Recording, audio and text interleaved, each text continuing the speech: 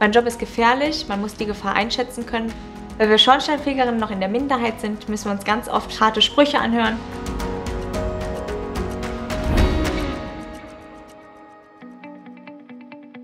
Ich bin Felicia Springer, ich bin 21 Jahre alt und Schornsteinfegerin. Ehrlich gesagt bin ich, seitdem ich klein bin, zu diesem Beruf gekommen. Ich habe damals ein Praktikum bei meinem Papa gemacht.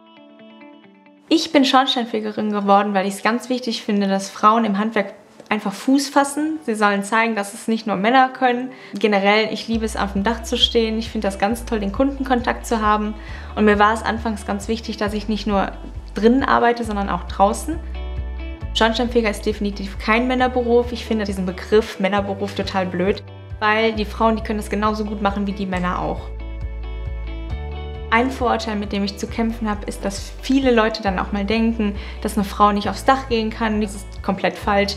Ich kann genauso gut wie jeder Mann auch aufs Dach steigen oder mit den ganzen technischen Anlagen umgehen. Die Aufgaben als Schornsteinfegerin, die ich am liebsten mache, sind natürlich auf dem Dach stehen und fegen. Also ich finde das ganz toll, wenn man so eine tolle Übersicht über die Stadt hat. Ich habe einen Blick, den hat sonst eigentlich keiner. Und dann ist das eigentlich nur noch dieses Gefühl von Freiheit, das man dann verspürt.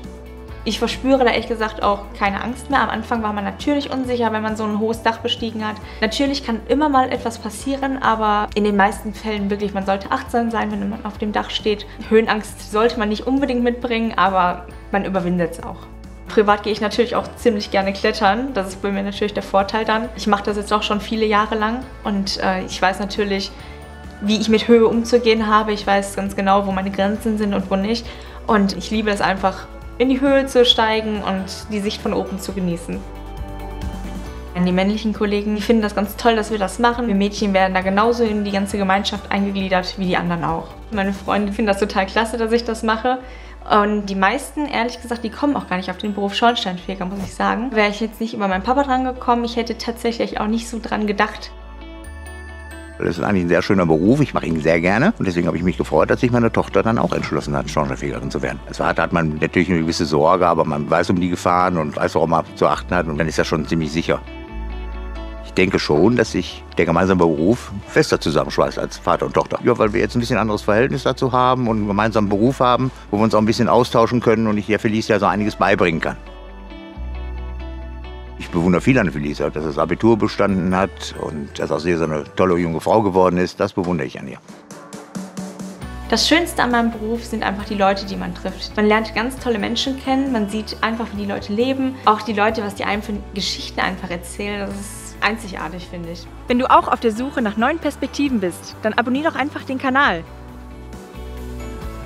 Der Vorteil als Frau in so einem traditionellen Männerberuf ist ehrlich gesagt, dass man wirklich die Menschen damit überrascht, mit dem, was man tut. Gerade als Schornsteinfegerin. Die Leute, die empfangen den Schornsteinfeger, die sehen den sehr positiv an. Die lassen uns ja auch in ihre Wohnung.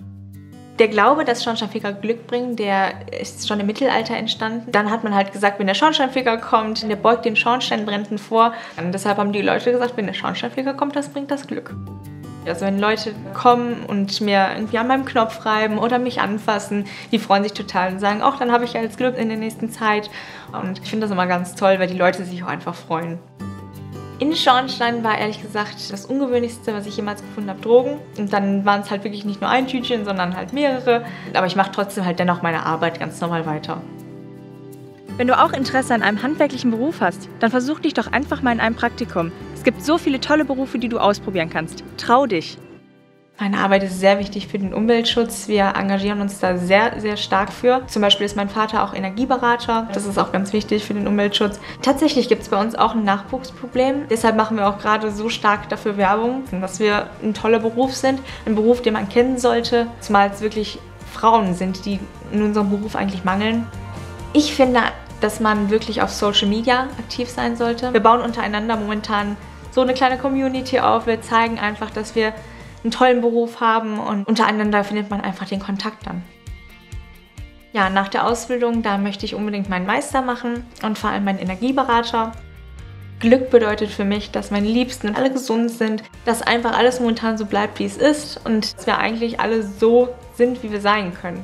Also ein Satz, den ich der Welt wirklich mitgeben würde, wäre: trau dich, weil es gibt so viele Menschen, die sich nicht trauen in dem, was sie vielleicht wirklich machen wollen. Und von daher, ich finde das ganz wichtig, dass man seine Chancen wahrnimmt und sich wirklich traut.